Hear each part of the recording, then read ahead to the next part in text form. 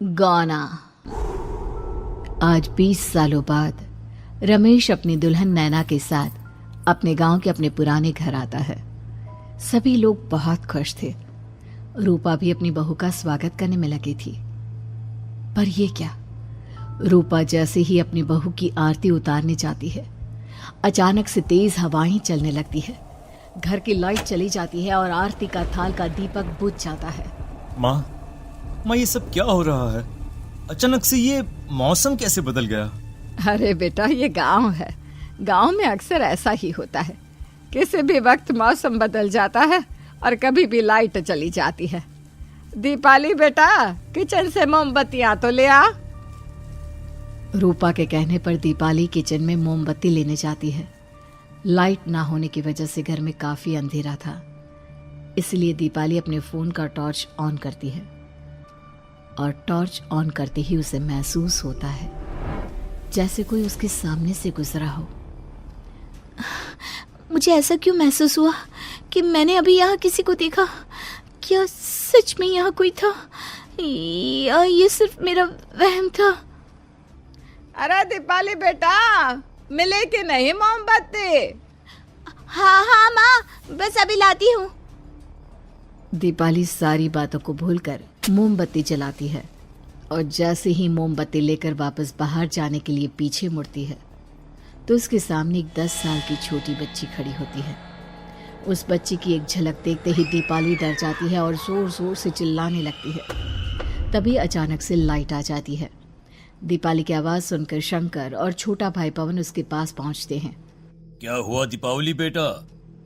पापा, मैंने किसी को देखा। दीदी यहाँ पर कोई नहीं है। अंधेरे में वहम हुआ होगा आपको। अब चलो, दरवाजे पर भैया भाभी कब से खड़े हैं। दीपाली भी इसे अपना एक वहम समझकर सबके साथ बाहर चली जाती है, जहां वो लोग अपनी भाभी का स्वागत करते हैं। नैना अपने पैरों से कलश को गिराकर थाल में पैर रखती है और घर के अंदर जाती है। सब घर के अंदर चले जाते हैं। भाभी, मैं आपकी ननद नहीं, आपकी छोटी बहन और फ्रेंड की तरह हूँ। इसलिए कभी भी आपको ये लगे कि भैया आपको सता रहे हैं तो आप उनकी शिकायत मुझसे कर देना। भाभी भैया की शिकायत करे या ना करे, पर मुझसे और माँ से तेरी शिकायत जरूर करेगी। सभी आपस में बैठकर हंसी मजाक कर रहे थे। नैना भी घूंघट किए अपने बिस्तर पर बैठी थी। वो सब आपस में बात कर ही रहे होते हैं कि तभी उन्हें एक अजीब डरावनी आवाज सुनाई देती है और कमरे की खिड़की अपने आप ही खुल जाती है। मुझे इसीलिए गांव पसंद नहीं। गांव में ऐसी ही डरावनी आवाजें आती हैं। मैंने तो सुना है गांव में बहुत सारे भूत भी होते हैं और इस मौसम को पता नहीं क्या हो रहा है। मुझे तो बहुत डर लग रहा है। मैं तो अपने कमरे में जा रही हूँ सोने। बाय भाभी, हम कल बात करेंगे। अब सब अपने कमरे में सोने चले जाते हैं। नैना अपने कमरे में बिल्कुल अकेली थी। कुछ देर बाद रमेश अपने कमरे में आता है और देखता है कि नैना खिड़की के पास खड़ी होकर बाहर की ओर एक टक नजरें लगाकर देख रही थी। क्या हुआ नैना? बाहर क्या देख रही हो?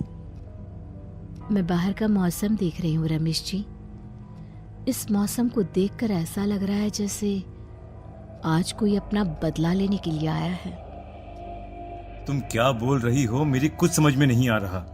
और वैसे भी रात काफी हो चुकी है, अब हमें भी सो जाना चाहिए। चलो। इतना बोलकर रमेश सोने के लिए बिस्तर पर लेट जाता है, पर नैना अब भी खिड़की के पास ही खड़ी होती है। रमेश के सो जाने के बाद नैना अपनी सास के कमरे में जाती है और अपनी सास के पास बैठकर रोने लगती है, जिसे सुन सास की नींद खुल जाती है। बहू, अरे क्या हुआ बहू? तू इतनी रात को यहाँ मेरे कमरे में बैठकर रो क्यों रही है? मम्मी जी, आपने मुझे क्यों नहीं अपनाया? आपको पता है, आपकी वजह से मुझे और मेरे परिवार वालों को गांव वालों के कितने ताने सुनने पड़े। तू मेरी बहू नहीं है? कौन है तू? मम्मी जी, मैं आप ही की बहू हूँ। आपने मुझे अब भी नहीं पहचाना? इतना बोलते ही नैना की आंखें लाल हो जाती हैं। वो जोर जोर से हंसने लगती है। मौसम का रुख बदल जाता है। कमरे की खिड़कियां और दरवाजे अपने आप ही खुलने और बंद होने लगते हैं। देखते ही देखते नैना हवा में उड़ने लगती है और वो अपनी आंखों के इशारे से अपनी सांस को भी हवा में लटका देती है। तेरी वजह से मुझे और मेरे घर वालों को ताने सुनने पड़े। तूने जो पाप किया है, तुझे उस पाप की सजा मिलेगी और अब तेरी इस गलती की सजा तेरा पूरा परिवार भुगतेगा। इस तरह से नैना बड़ी ही बेरहमी से अपनी सास को मार डालती है और आराम से अपने कमरे में जाकर सो जाती है। अगली सुबह जब घर वालों को कमरे में रूपा की लाश मिलती है तो उन लोगों के पैरों तले जमीन खिसक जाती है। कल तक माँ बिल्कुल ठीक थी, फिर अचानक ऐसा क्या हुआ रात को कि माँ हम सबको छोड़कर चली गई। सारी गलती मेरी है। बेटे की शादी की खुशी में मैं ही रात को घर वापस नहीं आया और चला गया अपने गांव के दोस्तों से मिलने। अगर रात को मैं अपनी रूपा के साथ होता तो शायद आज वो हमें छोड़कर न जाती। घर में शोक का माहौल पसर गया था, पर नैना को इस बात से कोई फर्क नहीं पड़ रहा था और ये बात कहीं ना कहीं पवन को भी समझ में आ रही थी। अब ऐसे ही कुछ दिन बीतते हैं और 1 महीने के अंदर ही अंदर शंकर की भी मौत हो जाती है। पहले माँ छोड़कर चली गई और अब पिताजी। क्या हो गया है हमारे घर को? पता नहीं किसकी नजर लग गई है। भैया ये घर सही नहीं है। हम जब से इस घर में आए हैं कुछ न कुछ बुरा ही हो रहा है। हमें यहाँ से वापस शहर चले जाना चाहिए। जहां रमेश, दीपाली और पवन का रो रो कर बुरा हाल था, वहीं नैना अपने कमरे में बैठी आराम से मेकअप कर रही थी। दीदी मुझे तुमसे कुछ बात करनी है। मुझे लगता है कि इन सब के पीछे भाभी का हाथ है। पवन तू ये सब क्या कह रहा है? तू होश में तो है ना? अगर भैया भाभी ने तेरी ये बकवास बात सुन ली तो उनके दिल पर क्या गुजरेगी? तू भाभी पर इतना बड़ा इल्जाम कैसे लगा सकता है? दीदी आप खुद ही देख लो ना, हम जब से इस घर में आए हैं सब कुछ बदल गया है। शादी से पहले नैना भाभी ऐसी बिल्कुल नहीं थी, पर अब वो किसी से बात नहीं करती, ज्यादातर अकेले अपने कमरे में ही रहती है और कभी उनसे बात करो भी तो न जाने कैसी अजीबोगरीब तरह की बातें करने लगती हैं। तू पागल हो गया है? आप समझती क्यों नहीं है दीदी? देखो ना, हमारे घर में मौत का सिलसिला शुरू हो गया है, पर भाभी को कोई फर्क नहीं पड़ रहा। वो अभी भी मेकअप कर रही हैं, आराम से खाना खा रही हैं। और दीदी आपको पता है, जिस रात माँ की मौत हुई थी ना, उस रात मैंने भाभी को माँ के कमरे में जाते हुए देखा था। पवन की बातें सुन अब दीपाली के मन में भी शक पैदा होने लगता है और वो इस बारे में रमेश से बात करती है। रात को सब साथ में बैठकर खाना खा रहे थे, तभी कौन हो तुम और तुम ये सब क्यों कर रही हो? क्यों सबकी जान ले रही हो? रमेश जी, ये आप क्या कह रहे हैं? मैं भला मम्मी जी पापा जी की जान क्यों लूंगी? मैंने कब कहा कि तुमने माँ पापा की जान ली? नैना, तुम तो मेरी पत्नी हो, तुम थोड़ी किसी को मारोगी। नैना, तुम नैना ही हो ना? रमेश की ये बात सुनते ही नैना खाना छोड़कर गुस्से में सबको देखने लगती है। नैना की गुस्से भरी आंख को देखकर तीनों भाई बहन डर जाते हैं। तभी नैना जोर जोर से हंसने लगती है। मैं ही तो हूँ, आपकी पत्नी गौरी। गौरी का नाम सुनते ही रमेश के होश उड़ जाते हैं।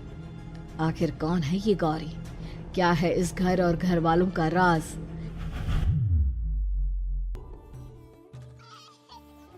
हमारे दोनों बच्चे एक साथ कितने अच्छे लग रहे हैं ना?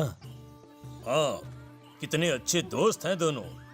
बस बड़े होने के बाद भी इनकी ये दोस्ती बनी रहे तो बच्चे कितने खुश रहेंगे। मैं क्या सोच रहा था कि क्यों ना हम अपनी दोस्ती को रिश्तेदारी में बदल दें। मैं अपने बेटे रमेश की शादी तेरी बेटी गौरी से करना चाहता हूँ।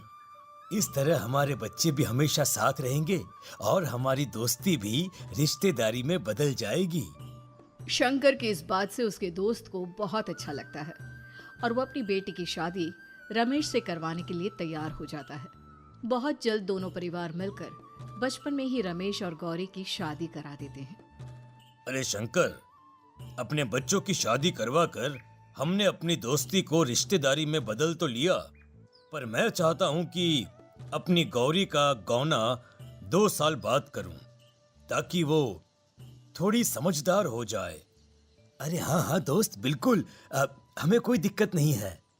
इसी तरह समय बीतने लगता है। समय के साथ शंकर का कारोबार तरक्की पकड़ लेता है और 2 साल बाद शंकर अपने पूरे परिवार के साथ शहर में शिफ्ट होने की तैयारी कर लेता है। जब यह खबर उसके दोस्त को पता चलती है तो वो शंकर से बात करने उसके घर जाता है। शंकर, 2 साल पूरे हो चुके हैं और अब तू शहर भी जाने वाला है। मैं सोच रहा था कि तेरे शहर जाने से पहले गौरी का गौना कर दूं, ताकि तू अपनी बहू को अपने साथ लेकर जा सके। ये तू कैसी बातें कर रहा है? रिश्तेदारी बराबरी वालों से होती है, और वैसे भी अब मेरा बेटा या मेरा परिवार कोई भी इस रिश्ते को नहीं मानता। ये तू कैसी बातें कर रहा है दोस्त? जब हमने अपने बच्चों की शादी करवाई थी तब हम दोनों ही एक बराबर थे। पिछले 2 साल में तेरा कारोबार थोड़ा सा अच्छा क्या चल गया तो पुराने रिश्ते ही तोड़ देगा। देख भाई, ऐसा मत कर। अगर तूने मेरी बेटी को अपनी बहू के रूप में नहीं अपनाया तो कोई भी मेरी बच्ची से शादी नहीं करेगा। अरे उसकी जिंदगी बर्बाद हो जाएगी। यार देख, वैसे भी बाल विवाह तो कानून मान्यता नहीं देता, फिर मैं कैसे दे दूं? तू अपनी बेटी के बड़े होने पर उसकी शादी किसी दूसरे लड़के से करवा देना। वैसे भी तब तक ना उसे और ना ही गांव वालों को ये बात याद रहेगी। मेरे बेटे को बख्श दे मेरे भाई। इस तरह से शंकर अपने दोस्त के परिवार और गौरी को गांव वालों के ताने सुनने और जिल्लत से भरी जिंदगी जीने के लिए छोड़ अपने परिवार वालों के साथ शहर चला जाता है। अरे इनकी गौरी में ही कोई दोष होगा, तभी तो लड़के वालों ने इनकी बेटी को अपनी बहू के रूप में नहीं अपनाया और उसको यहाँ छोड़कर शहर चले गए। अब कौन थामेगा ऐसी लड़की का हाथ? अरे पता नहीं कैसा आदमी है जो गांव वालों के इतने ताने सुनकर भी सर उठाकर गांव में चल रहा है। अरे अगर मेरी बेटी के साथ ऐसा हुआ होता ना तो मैं तो शर्म के मारे मर ही जाता। हाँ, दिन रात लोगों की नजरों में अपने लिए ग्रहण देख और सबके ताने सुन सुन अब गौरी के पिता हिम्मत हारने लगते हैं और एक रात गौरी के माता पिता खुदकुशी कर लेते हैं। ये सदमा गौरी भी सहन नहीं कर पाती और उसकी भी मृत्यु हो जाती है। तुम्हारे परिवार की वजह से हम लोगों ने अपनी इज्जत और जान गंवाई। इसका बदला तो तुम्हें चुकाना पड़ेगा, वो भी अपनी जान देकर। हंसते हुए अब नैना हवा में उड़ने लगती है। नैना अब पूरी तरह से बदल चुकी थी। गौरी की आत्मा उसके शरीर पर हावी हो चुकी थी। उसकी आंखें सफेद, पैर उल्टे, चेहरा काला और बाल बिखर गए थे। अब गौरी अपनी शैतानी शक्तियों से घर के हर कोने को अपने काबू में कर लेती है और सीधी दीवार पर जाकर चिपक जाती है। मुझे अपना बदला चाहिए। बदला लूंगी मैं तुम सबको खत्म कर दूंगी। गौरी इतनी तेज चिल्ला रही होती है कि उसकी आवाज से घर के सारे कांच टूट जाते हैं। सामान इधर उधर गिरने लगता है और ये सब देखकर तीनों भाई बहन के होश उड़ जाते हैं। बचाओ, भागो भागो। उन तीनों को अपनी जान बचाने के लिए यहाँ से वहां भागता देख गौरी जोर जोर से हंसने लगती है। तभी दीपाली घर से बाहर निकलने लगती है, जिसे देख गौरी गुस्से में अपनी शक्तियों से तुरंत घर का दरवाजा बंद कर दीपाली को हवा में उड़ा देती है। बाहर भागेगी, मुझसे बचकर भागना चाहती है? कोई नहीं बचेगा, आज तुम सब मरने वाले हो। अचानक घर में भूतिया आवाजें गूंजने लगती है, तेज हवाएं चलने लगती हैं। सोफा, टेबल, कुर्सी सब हवा में उड़ने लगता है। ये सब देखकर रमेश, दीपाली और पवन की रूह कांप जाती है। घर में ये सब होते हुए और अपनी बहन को हवा में उड़ते हुए देख रमेश और पवन को भी समझ में नहीं आ रहा था कि वो क्या करे, कैसे अपनी जान बचाए। इतने में गौरी अपनी आंखें दीपाली की तरफ करती है और अपनी शैतानी शक्तियों से उसका गला दबाने लगती है। भागने का बहुत शौक है ना, अब मैं तुझे इस दुनिया से ही भगा दूंगी। इतना बोलकर गौरी दीपाली को उठाकर फेंक देती है और दीपाली दीवार से टकराकर नीचे गिर जाती है। दीपाली के पूरे शरीर में चोट के निशान होते हैं और वो उठ भी नहीं पाती। दोनों भाई भागते हुए अपनी बहन के पास जाते हैं। ये तो बस शुरुआत है, मैं तुम तीनों को तड़पा कर मारूंगी। अरे अरे, पर हमने क्या किया है? हम तीनों भाई बहन तो निर्दोष हैं। गलती तो हमारे माता पिता ने की थी और उन्हें तुम पहले ही मार चुकी हो, फिर हमारे पीछे क्यों पड़ी हो? पवन के इतना बोलते ही गौरी एक हवा के झोंके की तरह उसके पास आती है और उसका गला पकड़कर उसे हवा में उठा देती है और रमेश को गुस्से भरी नजरों से देखती है। गलती मेरे परिवार की नहीं थी, पर सबको बोलना पड़ा। मैं किसी को नहीं छोड़ूंगी। गौरी पवन को हवा में उछाल देती है, जिस पर कमरे की छत से टकराकर जमीन पर आकर वो गिरता है। उसके सर और शरीर पर जगह जगह चोट लग जाती है और खून बहने लगता है, जिसे देख अब रमेश से चुप नहीं रहा जाता। गौरी, तुम्हारा गुनहगार मैं हूँ। तुम्हारी शादी मुझसे हुई थी। अगर तुम्हें बदला चाहिए तो मुझसे लो। मेरे भाई बहन को छोड़ दो। तुम मुझे मार दो। मरना तो सबको पड़ेगा। अरे पर इसमें उन दोनों की कोई गलती नहीं है। प्लीज, मैं मानता हूँ कि तुम और तुम्हारे परिवार के साथ जो कुछ भी हुआ वो गलत था, पर गौरी, मैं प्लीज मेरे भाई बहन को छोड़ दो। उन्हें तो इस बात के बारे में कुछ भी पता नहीं है। उनका इस सबसे कोई लेना देना नहीं है। तुम और तुम्हारा परिवार यही चाहता था ना कि मैं तुम्हें अपना लूं। उस समय मैं बच्चा था। मेरे पास इतनी समझ नहीं थी, पर आज मैं तुम्हें तुम्हारे इसी रूप में अपनाता हूं। मेरे साथ जो करना है कर लो, बस मेरे भाई बहन की जान बख्श दो उनकी जान। रमेश की ये बात सुनकर गौरी का गुस्सा थोड़ा शांत होता है। ठीक है, मैं तुम्हारे भाई बहन को नहीं मारूंगी, पर तुम्हें मरना होगा और तुम्हारी आत्मा को मेरे साथ शादी करनी होगी। मुझे मंजूर है। अब रमेश गौरी के साथ छत पर जाता है और छत से नीचे को जाता है। रमेश के मरते ही गौरी उसकी आत्मा को अपने साथ ले जाती है और इस तरह से रमेश खुद मरकर अपने भाई बहन को बचा लेता है।